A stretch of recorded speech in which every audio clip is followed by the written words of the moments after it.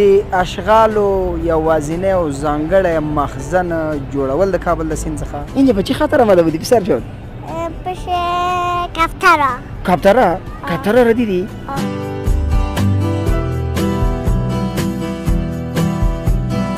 کسی که هم نخورده باشه اصلا زندگی نکده. این زندگی نکده. دومی که این اگه از کسی که مریض باشه فقط یک گلاس زیر بتش دیگه برات بگم اگه خوب نشد مزه آور. یعنی واکسین کرونا را اینا شکست داد. از این بهترین دواست دیگه تا حالا کشف نشده در جهان.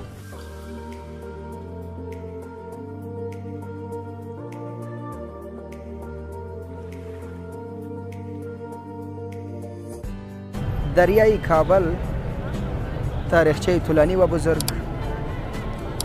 شاید شمشیره ولی، مندوی کابل، ساخت و ساز از وقت امیری عبدالرحمن خان. د کابل بڼه 100 کاله پخوا ته تګ، د کابل سیند ته د کابل ښاریانو په کم نظر کتل،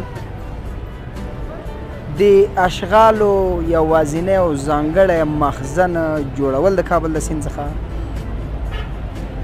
هغه کلتور او هر هغه څه چې زموږ جامعه پې د نورو خارجیانو په مقابل کې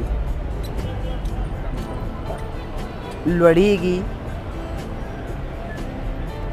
متاسفانه باید ووایم چې څه چې د کابل سیند غواړي، څه چې کابل غواړي، موږ نه دی ترسره کړی. نن مې تمرکز او گزارش د کابل په سیند باندې دی. پخوا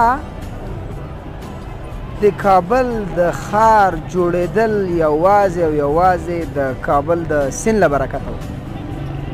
تر شا چې مې پل باغ عمومي ګورئ او مخکې پل د شاید شمشیرې ولي، ورسره په څنګ کې پل خشتي، پل محمود خان، پل پاچا، پل اسماعي، دا ټول پلونه د کابل د سیند له برکته وو چې دلته د کابل سیند هم ځمکې خړوبولې او ورسره په څنګ کې به یې د خلکو تنده او ضرورت هم له منځه وړل. په اوسنیو موجوده شرایطو کې دا چې د کابل ښار نفوس په څو چنده زیات شوی دی، نو د کابل سیند ته هم پکار ده چې توجه وکړو تر څو د اشغالو مخزن یې ونه ګرځوو. غوښتنه مو نن د کابل د ښاروالۍ څخه یوازینی او یوازینی دا ده، په دې هکله به د ښاریانو نظریات هم له ځانه سره لرو راخلو به چې لوحې ولګوي د کابل د سیند په غاړه که هر شخص هر چا د کابل سیند ته اشغال وغورځول، دغونه اندازه افغانۍ به جریمه کېږي. شروع کوم په نامه د لوی او لایزال ذات د سلک روټ ټایم یوټیوب چینل زړه ته رانږدې او خوږو لیدونکو. د سلک روټ ټایم یوټیوب چینل ټوله اداره په مجموع کې سعی او کوشش کوي چې د هیواد او هیوادوالو لپاره خپل داسې ځانګړي ګزارشونه چمتو او تر درانه حضور یې در ورسوي چې تر څو وکولی شو په هیواد کې د مثبت بدلون په لور لاړ شو. هیله ورزو مې دا ده چې ګزارشونه را سره تر اخره پورې وګورئ او احساس د ستومانۍ ونه کوئ.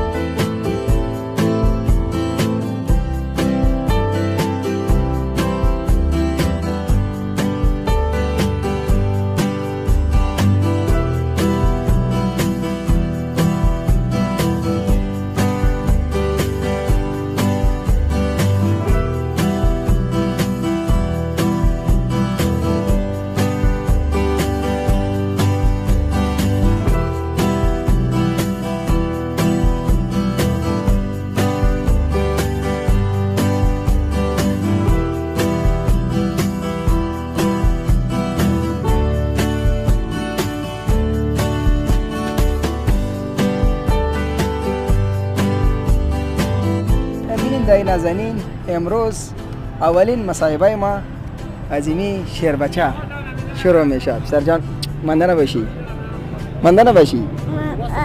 خوب هستم. بخیر باشی. بچه نیست میتن؟ ارمان. ارمان؟ یا عمران؟ ارمان. ارمان. او ماشاءالله. علی شنیدیم بچه. اینجا بچه خاطر آمده بودی پسر جان؟ پیش کفترا. کفترا؟ کفترا را دیدی؟ دانه برش انداختی یا نه؟ من نه. نه؟ پدر جان باید کدام کاسه دانه مانه چیزی نگرفت؟ نه. ما برات بگیرم؟ خب بس برش میندازی؟ نه برات میگیرم. امرای کی آمده بودی بچیم؟ ارمان پدرم. امرای پدرت مکتب شامل هستی؟ سن به چند هستی بچیم؟ پیش خانه ما. نه میگم ده سن به چندم هستی؟ فرش میخوانم. قرآن شریف میخوانی؟ مکتب نمیری؟ میرم. عمرت کم است؟ نه. شامل مکتب هستی؟ میگم سن به چندم هستی؟ سن به اول دو؟ ماشاءالله ماشاءالله ماشاءالله. خب کدام مضمون زیاد دوست داری بچیم؟ قرآن کریم. ماشاءالله. علی باتا را یاد گرفتی؟ تا کجا؟ تو بخوان. بخوان برای بچه. بخوان نی؟ تپشه. خب خاله برای ما بخوان نی؟ علی با دلایلا. چی رقم دیگه یادت نیست؟ باش بچه.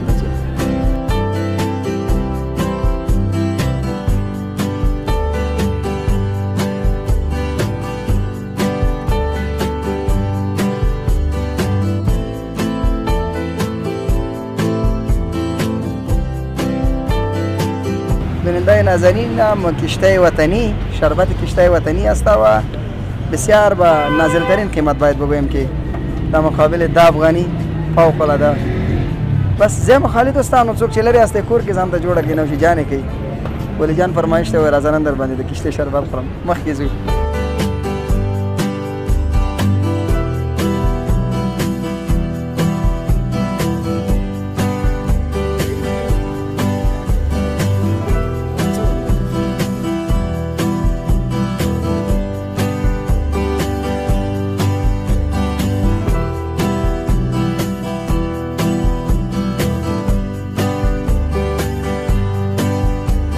سلام بیننده نازنین، بازم خوش آمدید. با همایتان میگم تک تک شما خسته نباشید. امروز تمرکز سر دریای کابل است. امروز یک جوان با سلیقه رو برو شدیم. امروز از یک صحبت کوتاه میکنیم، یک ذره شوخ معلوم میشه، یک شوخی و مزاق میکنیم. سلام علیکم، خوش آمدید. خوب است؟ خوب است؟ بخیر هستی؟ شکر به دعای سرتون. بخیر باشی عزیزم، زنده باشی.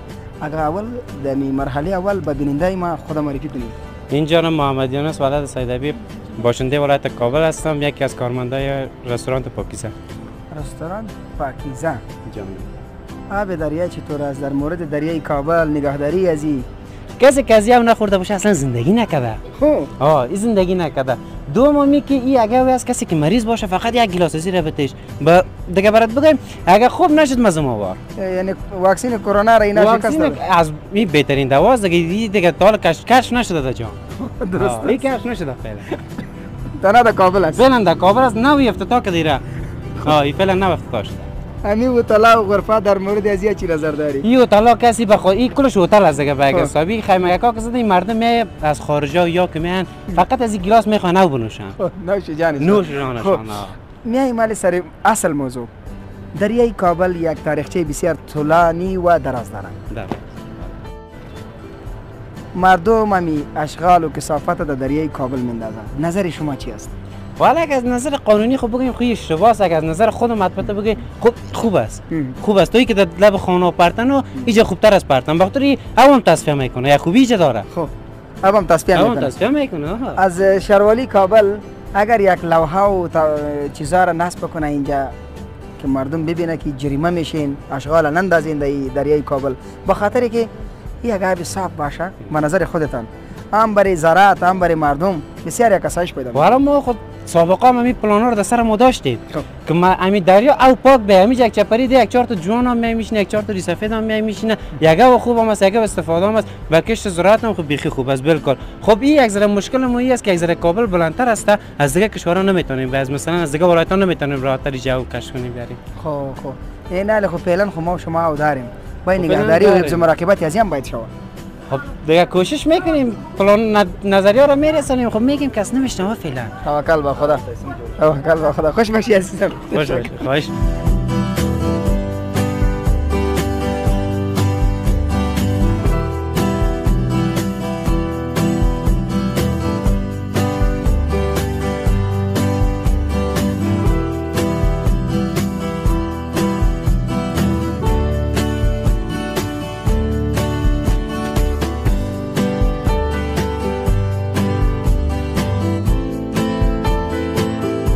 خوږو زړه ته رانږدې لیدونکو د کابل سیند مخکې مو په کابل سیند باندې البته ډېرې خبرې وکړې له دوستانو سره. ارزومند یم چې موجوده زموږ او ستاسې دولت امارت اسلامي په دې وتوانېږي چې تر څو د اشغال ریزۍ څخه مخنیوی وکړي او په شکل د اشغالو لکه څنګه چې مې تاسې ښي لورې ته ګورئ ښکلي دوکانونه یعنې د کابل ښار ته یو ځانګړې ښکلا ورکړې دي دوکانونو غرفو.